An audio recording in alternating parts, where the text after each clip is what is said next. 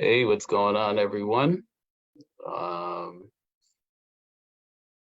let's get Shelton on.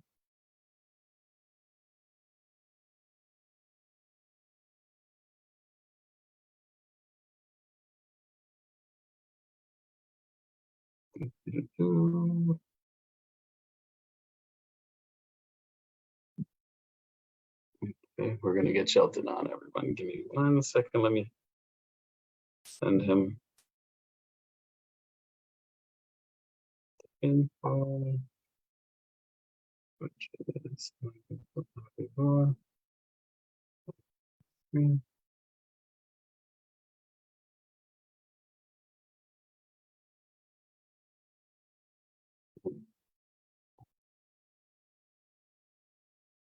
anyways, while we're waiting on Shelton and Aziz to jump in, how is everybody? Another Sunday. So far so good. I mean, tank is looking great. Over the period of the time with the heat, my heat issue that I was having, things, few things didn't make it. Others look great. So the strong did survive. The strong survived, and they're doing amazing. So, other than that, got a few things tied into my system. My new frag tank is now tied in, so that's a plus. Also, yeah, and so productive. So today we're going to be talking about is a refugium really even worth it having?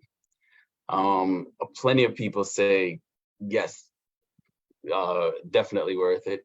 Others say no, it's not. And I've been reading a lot of stuff on Reef to Reef, which is one of my favorite sites. What's up, David?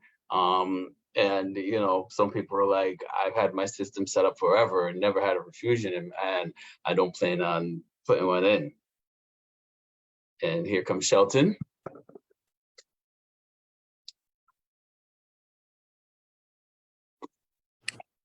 Yo. What's going on, man? What up? So I was just telling everyone we're going to be talking about refugiums today. Are they really worth it? I was doing some reading on Reef to Reef, buddy David. So I was doing some reading, and some people love it. Some people are like, no, it's not really needed. It's unnecessary. My thoughts is, if you don't have a refugium, at least have an all-in-one. Aziz is setting up a new system, which is a 40 breeder, I think he's setting up.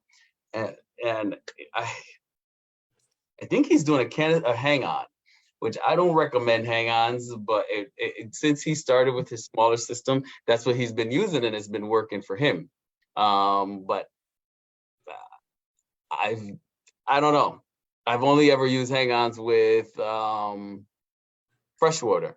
So I don't know. What do you think, Shell?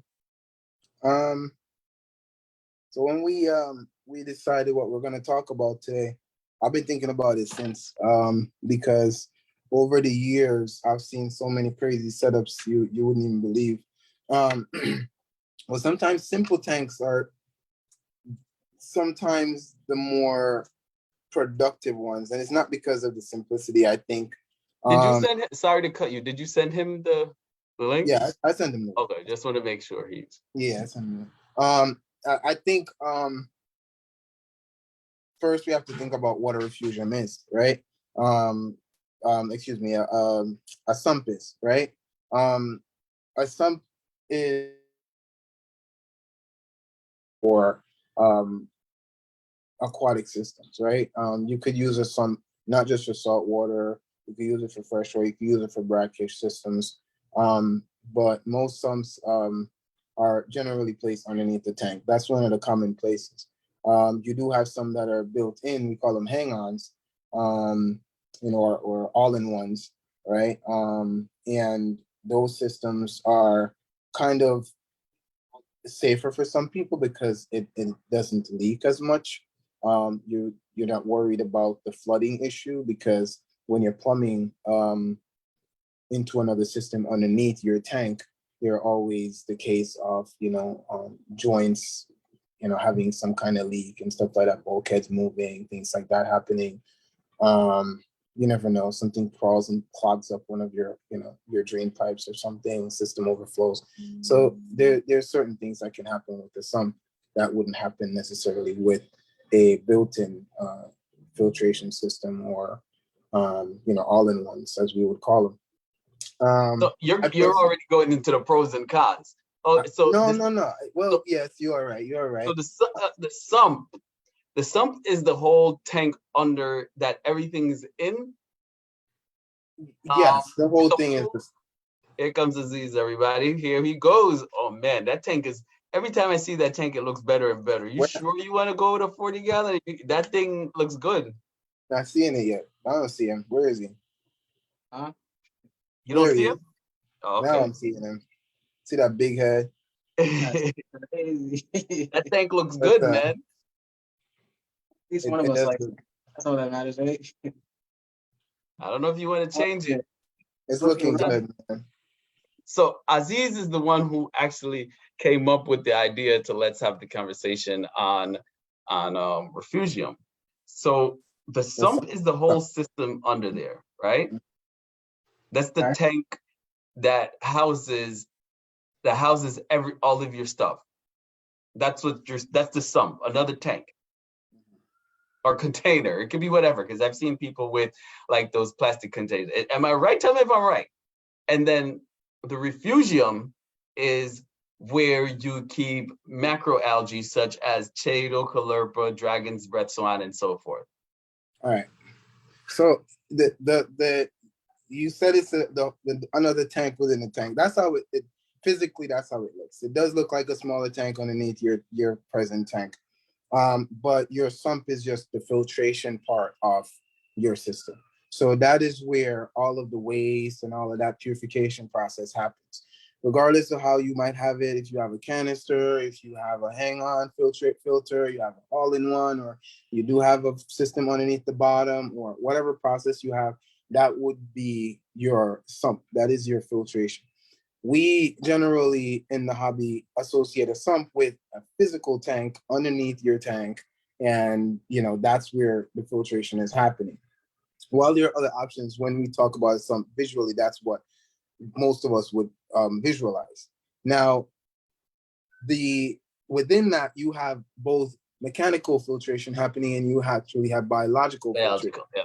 Okay. Yep. So with a sump, you can just have one or the other or both. So the mechanical filtration would be your filter sock, bio balls, crushed corals, all these things. Wait, that's the yeah, that's so all the mechanical. Isn't the? I thought mechanical was like the skimmer and so on and so forth. Yes, those are mechanical as well. Okay. Those are all mechanical. Anything where you're actually having a material that is foreign, that is coming from out the synthetic material that is used to extract waste or anything like that, that's mechanical. All mechanical, right? Exactly. So that it does include your reactors. That does include your protein skimmer. That also includes your UV sterilizer. All those things are somewhat separate entities, but they're tied into your sump, right? The refugium, however, that's where you have the added biological filtration happening, and because you should have that happening inside of your tank anyways, right? So the sump is an added place for. And I don't want to go too deep because we're going to talk about pros and cons in a little bit about this. But let's just say that is where you have the biological filtration happening, or added biological filtration happening, right? Okay. So that brings us to what kind of systems we should have. You should have a refugium on, because most people, whether you have a sump or not, you can still have a filtration. You can still have a refugium, right? You can still have a Yeah. refugium, whether you have a sump or not. There are alternatives that you can, right? So Aziz, you don't have a sump, you have a hang on at the moment, correct? Yeah, All right. And you brought up the refugium because why?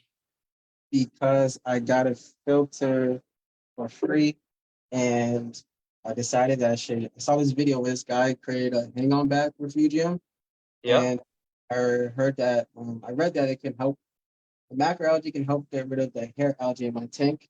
Nice. So that's what I've been battling the most with is hair algae. I want to get rid of that, and they recommended a refugium.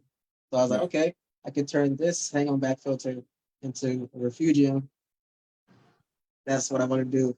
So I do what it so does is the macroalgae, what the macroalgae does, so such as chlorpor and stuff like that, it grows faster. It takes all the nitrates and phosphates, Yep. and it grows that, it soaks it up, so it grows the macroalgae, which then should outbeat the algae in your system. And that's basically that's not Google's definition. That's my definition. I don't know if I'm right or wrong, but that's how I always thought about it. That's Rox's definition. So if I'm wrong, let me know, guys. I don't know. I don't know what Google says, but I'll look it up in a few. But that's Rox's definition of why it works the way it works. Yeah. But and the next thing is you have to make sure it's a substantial size refugium, because you can't have this much macroalgae in a 40-50 gallon tank. So you want a decent refugium where as it's growing, it's soaking up, because this is not going to soak up the amount you want. You know what I mean? So I think I want to say, I don't know the exact number, but I would go like maybe 10% of whatever your display is. Your sump should be 10% of the water volume, if that makes sense. Makes sense? Yeah, I do think some reefing companies do recommend specific quantities of the size of a sump in reference to the size of the tank. For example, I have a 90-gallon tank, and I have my sump is about 15 gallons, right? So to me, that is somewhat, I kind of go with that kind of ratio. I don't really go and calculate it. Some people do that, and it's I don't want to tell anyone that it's improper. Some things you really do have to go with your own judgment in a sense, because I think if you have a heavy bio load, you do want to put as much filtration on your tank as needed. I wouldn't say as possible, because you can take too much out of your tank. And Right? that's what, hey, Tommy, what's going on? Tommy literally just said the same thing. He said, so he has a refugium and he has macroalgae in it, and then it soaks up all the nitrates, and then it just dies.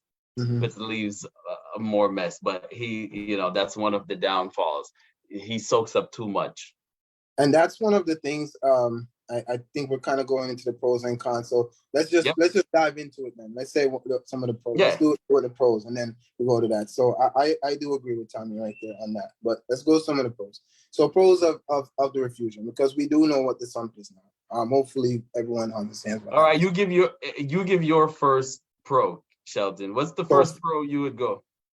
For the refugium? Yeah, first pro. Added filtration.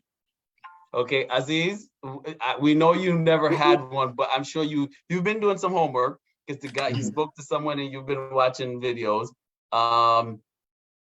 What would you say is something you've heard so far that's a pro? nitrate and phosphate control. Okay. So are we doing sump or refugium? That's what I should have said. But let's go with the refugium because the sump Refugium. is, So the yeah, refugium is basically with just the macroalgae. yes.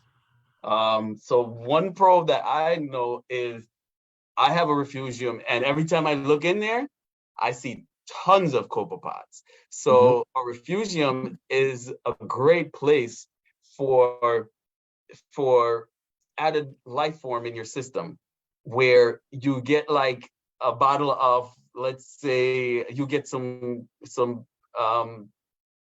copepods, you put them in, they can live in there and they'll slowly go into your system where they'll get eaten slowly, but they have somewhere where they can live in your refugium. So that's mine. Okay. We Okay. went over one downfall, that it soaks a lot of nitrate, and when there's no nitrate, it will die, which Uh, leaves like this nasty, slimy. Yeah, I don't like it. so, It dies. so the thing is, like, see, so there are also some other benefits as well. Like, so we went over added filtration. We did phosphate and nitrate removal. Safe place for amphipods and copepods to grow, Yep. right? There's also other biological processes that are happening there, not just the microscopic organisms that are in there. There are also microscopic organisms that are breathing inside of your system, right? That we need to actually grow and break all of these waste down, right? And if we are filtering these things out too fast, then your tank will never cycle. Like if some people will throw maybe like a shrimp, I've seen some people do this. I've never done it, but some people put like a raw shrimp or something inside of their sump or something when you're filtering your system or something. Yep, I've heard of It that. helps to build that bacteria and stuff like that. Um, and the reason for that is because you want bacteria to grow inside of your tank, like healthy bacteria, that is, so it can start eating away at those unhealthy bacteria. So your cycling process is shorter, and you can actually start having this biological process happening. So the sump is a safe haven. It's kind of like the equivalent of a marshland for the ocean, right? Like when you go to these estuaries and these safe areas for the ocean, that's where all that filtration is happening, right? Where you have things like mangroves, right? So you have macroalgae and and stuff happening. You also have things like mangroves, which we've been growing our mangroves and stuff like that. Mangroves are also organisms that we put inside of, some people put in their sumps. While some people think that they need substrate to grow, they don't. Like they can literally, the roots will grow just by themselves in inside of the sump. They don't really need substrate for them to grow. They're So also great for removal of nitrate and phosphate and other excess nutrients that's inside of your system as well. So there's a and I lot of do have some in my tank also. So I can't grow them to save my life, even though my nitrates are like always high. Shelton yeah. grows these things like they're like he has a green and something thumb. I don't know. Mine He has already put green leaves out, by thumb. the way. Mine already got leaves out. So See, that's what I mean. Mine, he has a green thumb, a green toe, green index finger. I don't have none of that. yeah. So Dylan says, I don't have a sump, just installed a Chato reactor. Dylan, can you keep an eye on it and let us know what you think? So a lot of Mhm. people don't have a room for a sump. So that's a Mhm. great option right there for A a sump. Chato reactor. He said he doesn't have a sump or a refugium. He doesn't have a sump. So Oh, he's using the reactor. It's a regular reactor where mhm. now like people are building them themselves, where they Okay. wrap with LED lights LED lights. and run them on red throughout. And you put a little bit of Chato in there, Calorical or Cheddar. Calorpa Chato, you drop it in there and it'll grow. And it does the same concept. The only thing is now you don't have a sump where you can put all your mechanical filter and all that stuff. You just have an area where the macroalgae is growing. All And right. I've seen people pull clumps out, like clumps, like it literally grows to fill the reactor. So that's something Mhm. also, Aziz. Yeah, I got Well, my LEDs. See, so get a Oh, container, nice. wrap it. Get a He's getting ready. He's like, "What? You said LEDs? I got this." Yes, I got it. You be strobing in night over there. There you go, wrap it, man. All right. How long ago did you, Dylan? How long ago have you had the reactor on there? So he said, I'd say the pros and cons are heavily dependent on the tank you run. I got a copper band, feed like 4 times a day. My phosphates and nitrates are high because of this. So the Chato definitely ain't gonna die, and the reactor will help keep nutrients in the tank down. Pax Bellum. Those are really nice. Those Right. are like the high-end reactors. Yeah. Like we I do never heard of it. see and know that there are a lot of benefits to the refugiums. And like you said, there are alternatives. Like we said, some people do hang-ons if you don't have a sump. Some people do reactors and put, microalgae inside of them. But just like everything else on your system, you have to maintain it, right? So look at it this way, right? So if the macroalgae is absorbing this added waste and taking out the nitrates and phosphates, it's not just releasing it into the atmosphere, right? It's absorbing it and it's using that to grow, right? So it's Correct. using it, it's growing, it's growing, it's growing, it's growing. They're not something out of Marvel, okay? It's not, they're real. They're going to die at some point, all right? Okay. So if you're not regulating it and they're dying, all right, let's say something happens with your tank and your stuff's not doing so well, and you're not regulating and your microalgae dies, it's putting all that waste back into your tank, right? Yeah. So it is definitely necessary for us to maintain these refugiums. So you have to do husbandry. You have to actually farm it. So you go in, you keep, make sure that you're taking some out. You're grooming it. You see if some of it's dying, cut those pieces out, and keep it at a certain, manageable portion. Because if it's growing out of proportion, the more microalgae, the more things you have inside of your refugium, the more waste it's going to pull out, and it might be too much. So One of the great things about macroalgae, tanks love it. All my tanks I literally just rips them out of the tank and drop out of the refugium, drop it in the tank, and they go crazy for it. So it's extra food. It's pretty much seaweed. Seaweed. That's what it is. That's Seaweed. what it is. That's what it is. So you just pull it out and feed it to them, and they love all my tanks eat it. My heniocuses, they eat it. Clowns don't eat it. No, they're not gonna. So but all my other fish eat it. So those are a lot of benefits to having a refugium. Having a sump period, I love the fact of having a whole sump because it's where you can store all the ugly looking things that you don't want everybody to see. So you have a cabinet, you stick one under there, and you put your skimmer, your UV, your everything is down there. Aziz currently wants to do the hang on. I told him the best bet is to go with an all-in-one or do a refugium. Because he's getting bigger and bigger into this hobby. Aziz started from a 7 to, where are you now? 20. 7 to a 20, and now moving to a 40. You're moving faster than most. Yeah. Yeah. So I think you should just bite the bullet and get an all-in-one, a 40-gallon all-in-one, and call it a day. That's my recommendation as well. The problem with that is I already have all the equipment for my current 40 breeders. So it's like, I don't see the point of it since I already have all the equipment. I didn't have to buy anything extra besides like a refugium light. And yeah, so I want to use all the equipment that I already have instead of having just letting it around. That's why. It makes sense. I mean, but I know you're gonna eventually. I give you a year, and you're gonna want to upgrade to a refugium. That's all. So we'll let that be. We'll let that set it up.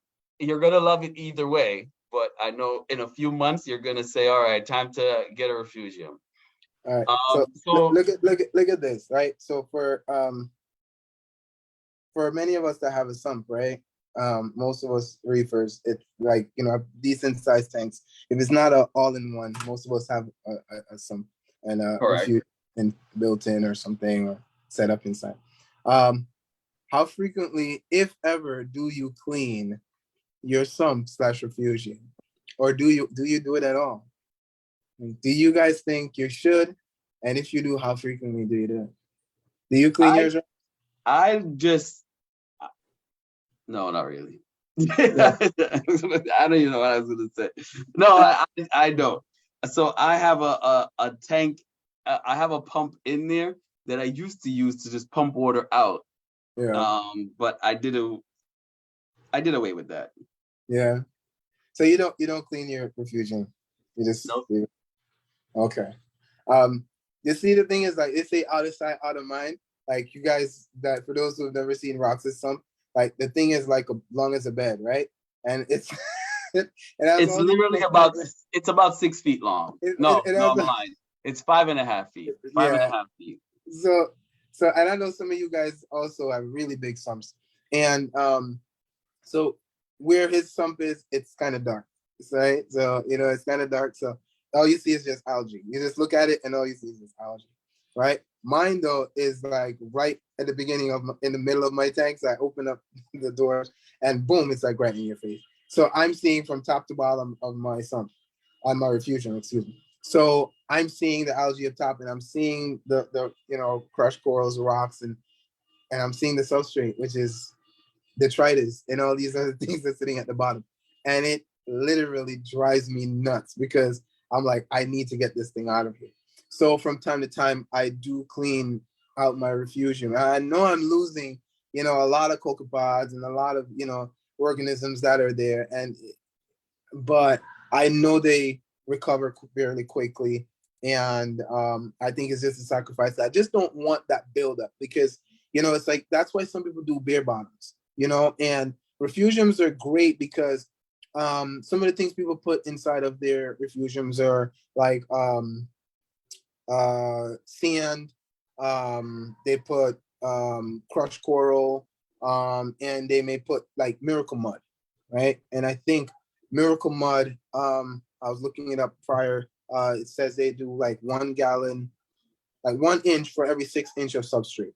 So it is an alternative for those people that are doing bare bottoms. If you have your system and you're doing, you don't want to have sand substrate at the bottom. Some people use miracle mud inside of their sump as as an alternative to substitute for that. But I just don't want to see all that buildup. Just like how it builds up in the sand, sand bed inside of your tank. It's the same way. I just don't want to see that build up inside of my refugium. So I go in and I clean it up from time to time. So Yeah. I don't know what's recommended though, guys. That's just me, and I go by what I see. I don't really like have a schedule that I follow. I just go, I look, I see it gets a little thick. I go in and shut everything off, and I just start vacuuming it out. So the whole process and everything. So, what do you guys think? Let us know. So me, I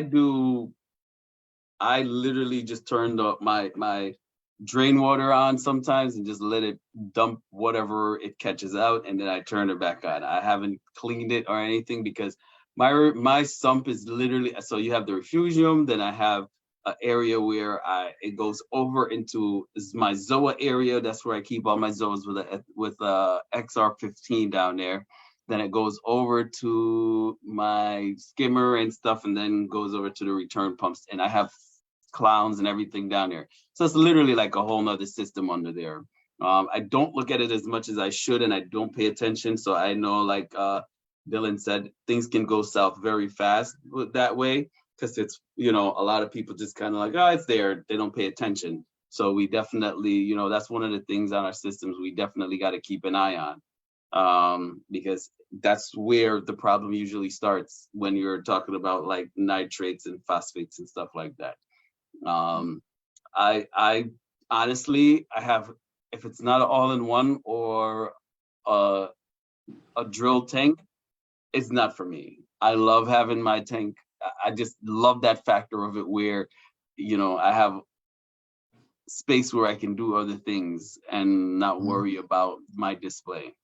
I have my heaters and everything hidden because I have both. I have a 36-gallon Innovative Marine all-in-one, and then I have my 150 drilled. like I said though, Aziz has a hang on in his tank. That tank, I don't know if it's a white light, but that tank looks beautiful. I don't know what it is. That's a It looks good. beautiful. It looks good. I don't know if you changed the. I was thinking the same thing. Maybe Yeah, it's the the hue. Yeah, tank looks really, really good. yeah. But you brought up another thing as well, Ross. When you look at some of our sumps, the refugium area is also like a sanctuary. You know what I Yep. mean? Just like how we some people use it for, well, I know I use it, and I know you use it for. It's like an area for fish that are stressed out. Maybe they're being attacked in the tank or something. It's kind of like an acclimation area because I don't have another system that I put, which I should have my fish in, but maybe they're in the tank and something happened and they're just not happy. Maybe they're being attacked by someone that's being miserable or grumpy. I would catch them and put them down there. Yep. Also, if your refugium or something is big enough, refugium area is an area you can let stuff grow. Put some things in there, put some corals in there, and let them grow if it's not completely covered with microalgae. That is. So it does have many purposes. And, Yep. No, I agree. yeah. Yeah, I think it's the light. Put the light back. Wait. That Let's see if white I light can see makes your the tank. I thing. don't need to see your tank. That looks really good, man. I love it. Yeah. So I mean, refugium. My call is go for it. I love it. I have no issues with mine whatsoever. I've tried to hang on when I first started, and at that time I thought it was great. And till I went with the refugium, and then I'm like, ooh, this is it. And then that's why I'm telling Aziz, instead of just skip the middle part and just go straight for it. But he has the setup already. Use what you have. I like that because a lot of times, like me, I tend to just like, all right, this is what I want, and I don't use what I have. So I like the fact, you're using what you have. Keep it that way. Yep. And you know what? You're diversitizing us because you'll know now, like, okay, this works and that doesn't work, and you know what I mean. So go for it. That's why the other day when you were doing your rock, I was like, because he's starting and Aziz is doing a setup and the rock looks beautiful, and I was like, I wish you had videoed it because the rock just looks from where it's coming from to how nice and white the rock look. I wish he had videoed it like just so you guys can see. So this now you now it's one more thing on the list that we can talk about. Like, yes, that works. No, that doesn't work. So I like the process that you're going where maybe eventually you'll get a refugium, but now like, yeah, I tried that. That didn't work. Or you get what I'm saying? Yeah, Yeah. definitely. So I tried it. I didn't like it. You might try. And I've heard someone on here said I was reading a few comments. They've never used a refugium. Never. They're like, why? That's a waste of space. Because you do need space for a refugium. If you don't have a whole nother setup, not a refugium, I should say a sump. So there's people out there who don't have a sump, don't have a refugium. I know one guy who all he had, he lived in Boston. All he had was a skimmer, literally nothing else mechanical other than like a power head and light. There was nothing else, just a skimmer. And he did water changes, and it was a smaller tank. I think it was like 20 gallons. And all he did was water changes every week. He would do like a 4 or 5 gallon water change every week, and that was it. He never did. And let me tell you, his stuff grew and they looked amazing because no matter how much we try, I don't think anything beats a water change. I'm gonna be honest. And a lot of us, including myself, don't do as many water changes. But I think we're just hanging in there, but water changes will benefit your system. So there's people out there who don't have any. So Some people do run away from it because, like you said, it's kind of like another system in a sense. Because if you are growing macroalgae or putting corals down there, you need light for that to grow. So you need another light source. yep. And you also need flow to some degree. Many of them are set up, some of these sumps are set up where the return, the drainage water is actually flowing through slowly enough that it can pass right through the algae and that chamber, and then it goes back to the return chamber and so forth. So you may not necessarily need another pump in there, but for some of them where you need it to tumble a bit, you might need to add, another pump in And there. you need a return pump, whichever you have. Yeah, You know what I mean? the It whole does, stuff you need a return. Yeah, it return. does, it is another headache, Yeah. and it's, But in some cases, it is, in many cases, in my opinion, it is worth and um more water volume. Now, if more you water have a volume. skip, I have my sump is like Shelton's is about 5.5 feet long. That's a whole nother maybe 30, 40 gallons of water under there because it's not Yeah. filled all the way to the top. So I'm thinking maybe 40 gallons under there. Mm-hmm. Now, if I buy something that's rated for a 150-gallon tank, guess what? I don't have a 150-gallon tank anymore. Right. I Yeah. now have a 200 gallons. 200-gallon tank. Yeah. So if you're doing, let's say flatworm exit or something like that, you now have to account that additional 40 gallons, 50 gallons of water that And you're this, going to, not only 3 drips, now you're doing 6 drips because you got that. So, that's an additional headache right there. yep. That's the thing. RO, Yeah. water changes, Yeah. it adds up. Those are It things adds that up and it adds up very fast in this hobby. yeah. We all That's know. that's so true, man. Those are things that we don't, a lot of people don't take into consideration is that added water volume for real, Rock. So, that's a very good point. Yeah. So there are a lot of pros and cons to it. But you know what? With the when you're treating your system too, it's kind of like I use my sump as an area of not just sanctuary, but I use my refugium as an area of I use it to examine my system. I literally look and see how the macroalgae is doing. I might put like sometimes I'll put like a GSP in there. I'll put like like some Xenia or something like that, and I can look at them and see how they're doing. I didn't change a light in there. I didn't change anything in it, but yet it's not doing as well, or maybe it's doing better than it was before. I could use that and like, wow, these things are doing better. The coral, sometimes you don't really see that change. But if I look inside of my refugium and I see things are closing up or things are, my macroalgae is, volume is depleting or they're wilting or something like that, it's like something's going on. So Yeah. it is a way of monitoring your system as well. So Eric says larger water volume makes for more stable tank. That is true, and it's to a point because yes, the more water you have, say it like this: go pee in your bathtub filled with water, and you'll see the difference in the water volume. You'll see the difference in the water quality. Go pee in the ocean. You will not even notice. So it does that is true, because any changes, a smaller tank, any changes make a big difference. Where you drop a cap of alcohol or cap of anything. Let's say your son comes in and he pours a little juice into the tank. Smaller water volume you'll see it quick. With the larger water volume, that same amount of water, it's like, it won't do anything. It will, it won't affect it as much, I should say. I'm not going to say it won't do anything. It won't affect it as much. So that's a very good point. Having a refugium, more water, less likely for things to turn left fast. Yeah, that is true. But also, it having more water volume regulates things a lot more. You also have to take into consideration that with more water volume means more work.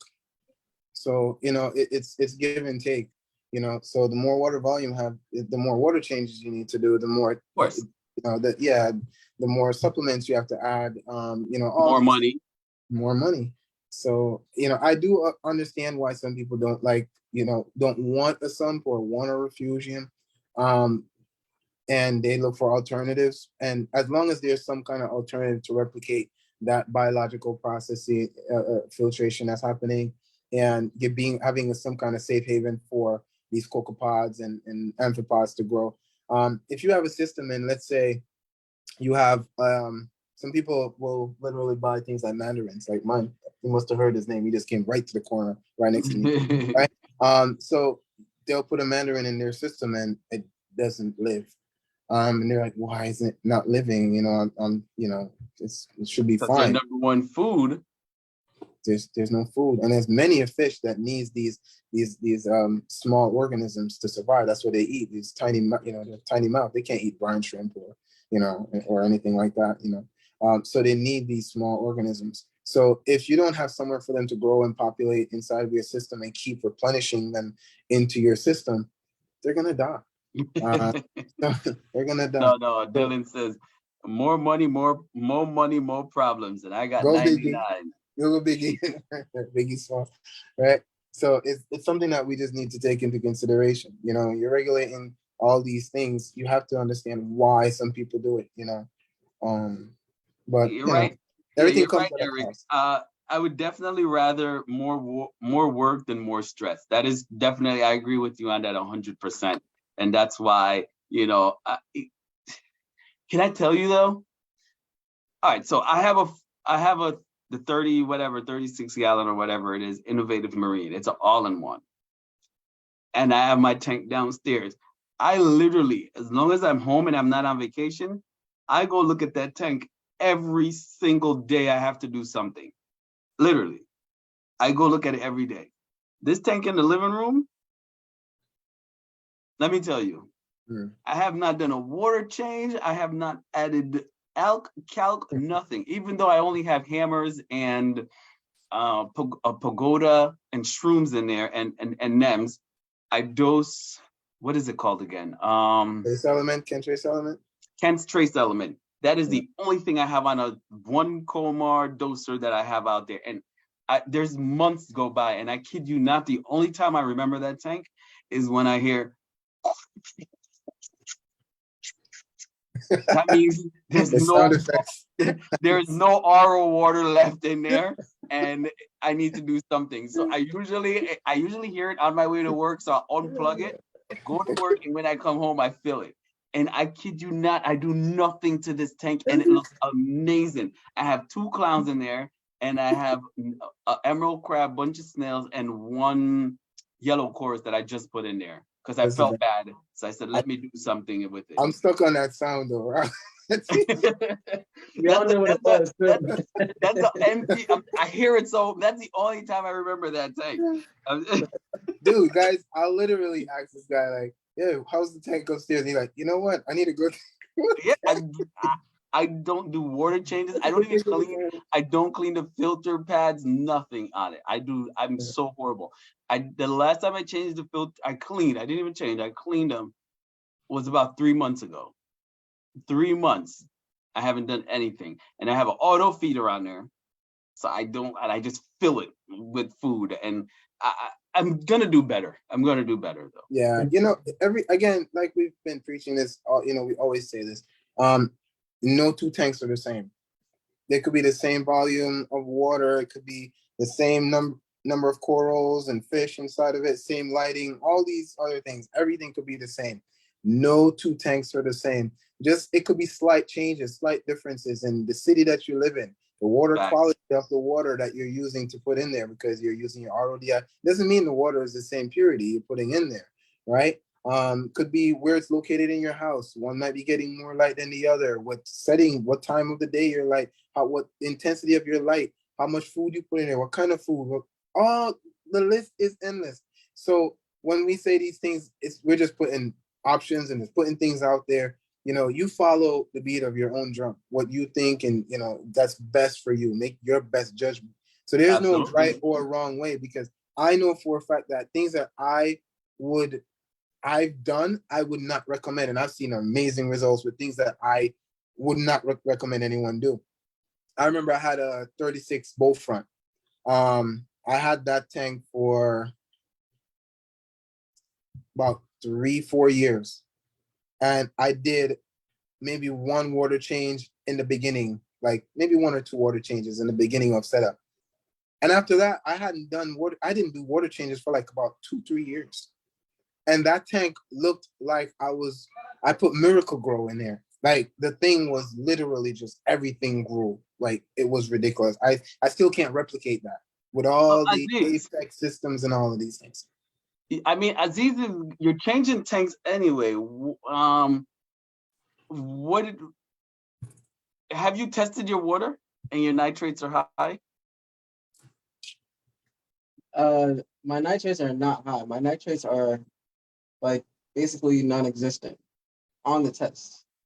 Mm-hmm. So But like they're either 0 or 0.00 something. so, and how about your phosphates? Phosphates, when was the last time I tested phosphates? So, I mean, have you put an emerald crab or anything in there, or a tang, or something that will help with the outlet, or even a urchin? Have you tried any of that? Because if your nitrates, I don't see why you would have algae if your nitrates are fine, phosphates are fine. I don't think it's. So what I've read is that your phosphates should be detectable. Your phosphates and nitrates Yep. detectable. Yep. So if they're not detectable and you have hair algae, it's because the hair algae is the one that's consuming all of the nitrates, the phosphates. That's why it's starting to grow more. I do have an emerald crab.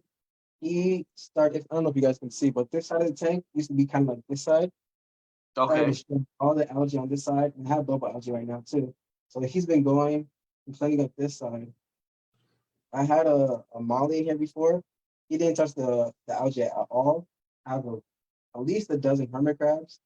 They eat the algae, but they're really small, so it takes a lot of time. Yeah, they So take. I would say so. In my opinion, I don't know about anyone else's, but my opinion, I think a couple emeralds should be fine because um the what are they called again? The fish. What's Molly's. I have a Molly? blended too. A Lawnmower blended. blend. Molly, honestly, Molly just I don't think they actually eat the hair algae. They just suck on built up algae that's on the glass like a snail would. That's what I've seen them do, and I've had them. That you'll just see them going on the glass and like sucking on the glass to clean, but they don't actually go and eat. Emerald crabs will definitely, they will go over there and yank it and eat it. Same thing with tangs. You throw a tang in there, they'll start picking at the hair algae. Yeah, and again, I get that same light that you have, tape it on the top because it's waterproof. Tape it on the top of the that canister that you currently have on there, and just get a little bit of Cheeto and drop it in for the remainder of the time you have that tank. You know what I mean? Yeah. Just No, what I've seen some people do this as well, is they have like a container with Shado or Calepa, yeah, and they would put that inside of their system, maybe, mount it to a spot, or some people have just have it sitting in, like, their filtration area, and it will, as the water passes through, it will actually absorb whatever excess nutrients. So it's still getting that same kind of added benefit from what one would have from a refugium, without having that giant, mechanical area for it. So there are alternatives in doing it.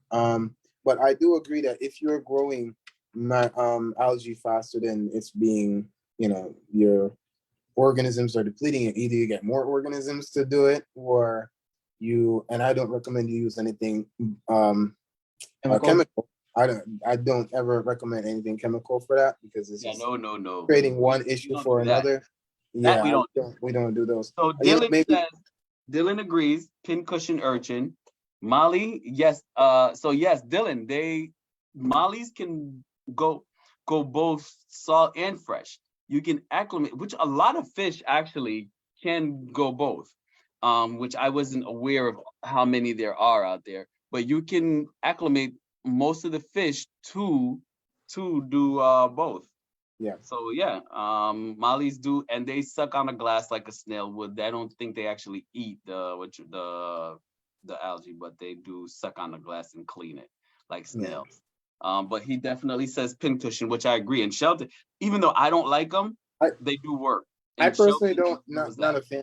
Yeah, I'm personally not a fan of the pin cushions. Really, the tuxedos I like, because the pin cushions, they like grab things and they walk around with all your expensive corals and stuff like that, and like I don't want to see, a $15 urchin walking around with a $200, coral on his back, True. and the next thing Yeah. it's on somewhere. I don't want that. But the tuxedo, it doesn't really collect corals as much. If you can get the really small ones, they can fit in those tight areas where the pincushion. Some of the other larger urchins, they will knock things over, bulldozer things over to get to the algae and stuff like that. So I do like the tuxedos better. Dylan However, says also get an acclimation box, like Shelton was saying, get like a little acclimation box and put it in there. Put the potato in there and just let it grow in there. Yep. And filters, I won't need it. That would be That's your that'd be acclimation an box equivalent. right there. That'd be an Okay, there you equivalent go. And you acclimation got the box. pump for it? You got the pump? Yeah, all of it, all the other stuff is soaking in vinegar and water. So I just Okay. clean this one, so all the other stuff is like And that's just a regular hang on. That's just Yeah. a regular. yeah, Aqua Clear 70. Aqua Clear. Yeah, Yep. Aqua Clear. Take all the filter stuff out of it, and just Put you a know, little. Make sure you have like a little guard on the side so it doesn't. it Yep. doesn't. Yeah, and I've done all of that stuff, and I've seen You'll people be good. have crazy success. You'll be fine. Because So- again, they're alternatives. So we already know Aziz's answer. I'm gonna ask our final conclusion on what we think at each other. For me, I say definitely have a sump with a refugium and a place for all your mechanicals. That's my thought on it. I love it for several reasons. My first one is you have space for all the junk that you don't want everyone to see. Like a lot of people, what they do, they have theirs in the basement, and all you see, like Jimmy has his set up in the basement, and then he has a big his display upstairs, and everything is down there. He has nothing in his. When you go to his house in his living room, there's nothing in there, and it looks beautiful. Downsize, a lot more volume of water. That's so I'll go with more water, less stress. Shelton? I agree. It's a pet peeve of mine to see like wires and hoses and things all over the place. So I don't really want to see anything hanging off of my system. So it's an added sacrifice for me to set up a sump and have a refugium built in and anything that is needed out of sight, because that and it also helps with that stability. I do like that peace of mind to know that I don't have to something else is regulating all those things, which is that refugium, that taking out that excess waste, and I don't have to be so attentive to every single thing. If I add a little bit of food and the fish eat it up or whatever happens, or it's floating around a little bit more, I don't have to go crazy, because I know it's going to get used up eventually.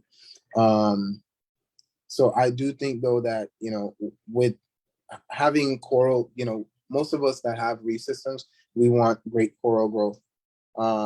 And a part of that is one of the best things to make corals grow is what, Rox?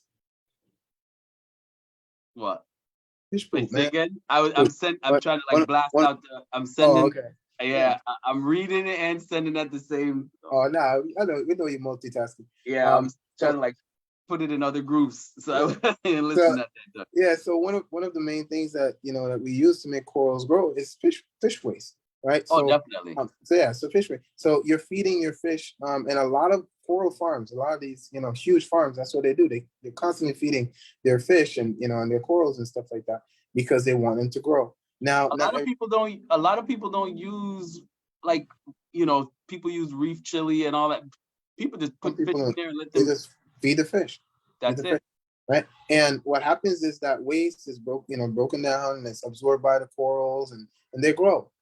Now, what does not get absorbed by the corals, gets used up by, the macroalgae in the refugium. So that for me is one of the main reasons why I like refugiums. So let me ask you now, Aziz, what do you think? Eventually you would make the change, or would you like? Right. I'm waiting until I have enough money to get bigger tank, and I already found a tank that I want to get I'm just working on it. Just Oh man. taking the small steps, understanding Uh, why I want this, what this works, how this reacts with this. I just want to learn a little bit What's your more. goal size tank? What is the goal? What's your goal? I don't have a gallon like recommendation or aspiration. I just want something that's long, maybe like at least 5 feet long. Okay. And maybe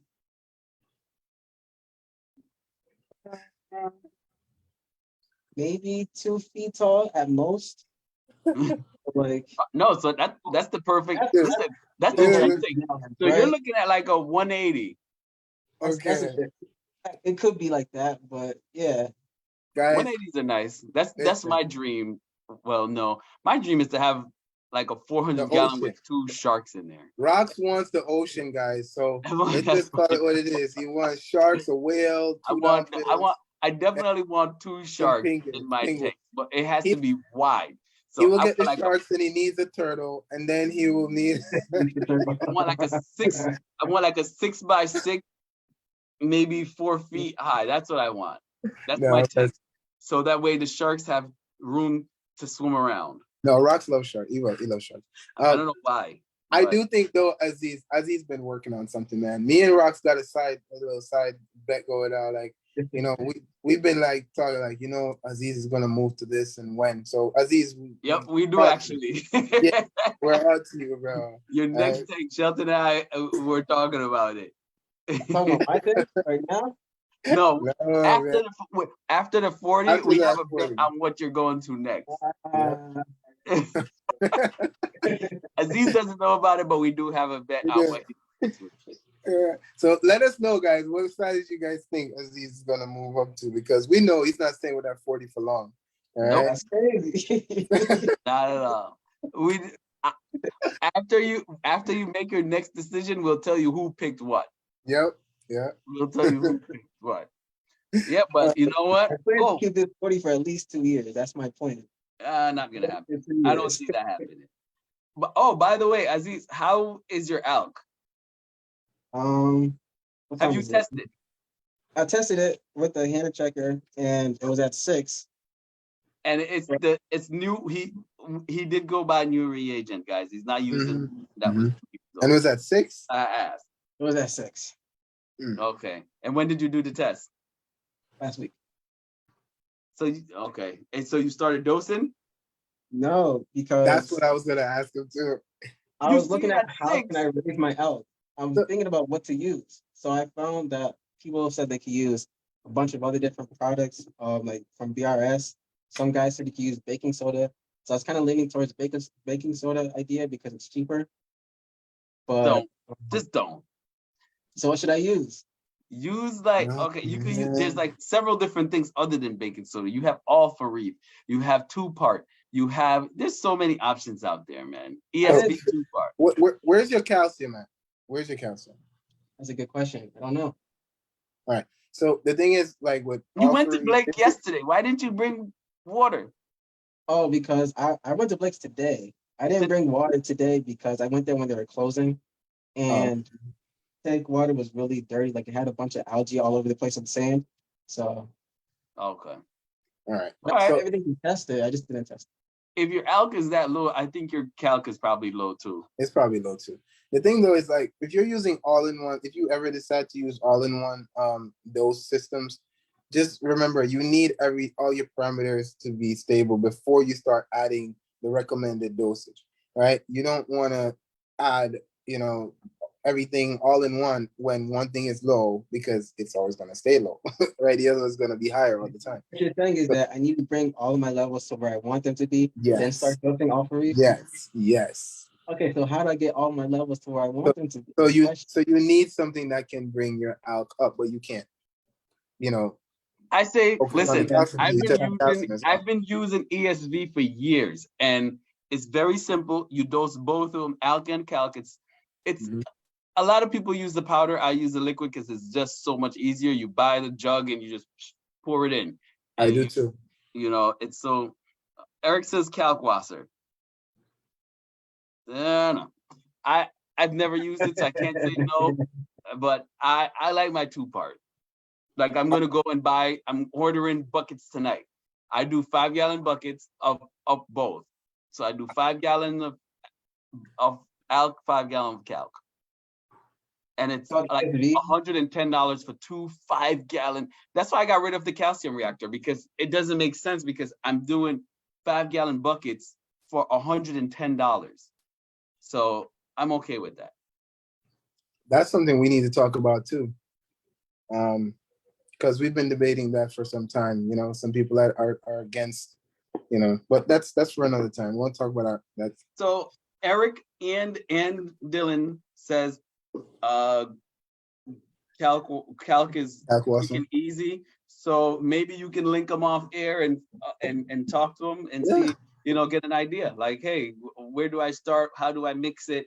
I've never used it, so I don't know how to mix it, but you just mix it in your RO water and pour it in, and it'll bring it up. A lot of people love it. Hani loves it. I know that. I've never used it, so I can't tell you anything about it. But honestly, I've heard nothing but good things about it. So I'm not gonna say anything bad about it because I've never used it, and I haven't heard anything bad about it. I've never heard anything bad about it. Guess I'll be the guinea pig. Sure, I guess. See, there you go. Listen, man, like we said, man, talk to someone that is experienced with it. You know what I mean? Go online. You got Eric is there. Eric, listen, that's what it's all about. A community. I've never used it. Shelton's never used it, but you've used it? I have. Oh yeah? I've used it. I've never used it. I stopped using it for some time now though. I just use the 2-part, and that's really what I've been using for some time. Before that, I was using Kent because I had got rid of my bigger systems, and I was using, you know, I had a few small systems set up, so those were easier for me. But I don't know, a 2-part kind of works great. All right, 2-part it is. End of discussion. Thanks, guys. Yeah. Oh man. All right. All right, guys. I mean, yeah, like we said, you know, a lot of people don't use refugiums, don't use sumps. I do. I love it. Shelton does. He loves it. Aziz hasn't started his journey yet, but he'll let us know as soon as he gets this. So when do you think you're gonna get this tank set up? The 40 breeder? Yeah. Yeah. 3 weeks. You guys should be able to see it in 3 weeks. 3 weeks. So we'll give him time to get it going, and we'll find out how everything turns out. All right. Okay. On that note, everybody good? Yeah, we're good, man. Take it easy. And then next week, we're gonna have a surprise for you guys. We're having a surprise. Mostly a surprise for the Connecticut people, because the Connecticut people are gonna. This is a place that you guys, you know, once they get up back there, you guys can go there and enjoy it. So you guys will love that. Yep. So see you guys next week. Deuces. All right, guys. See you later.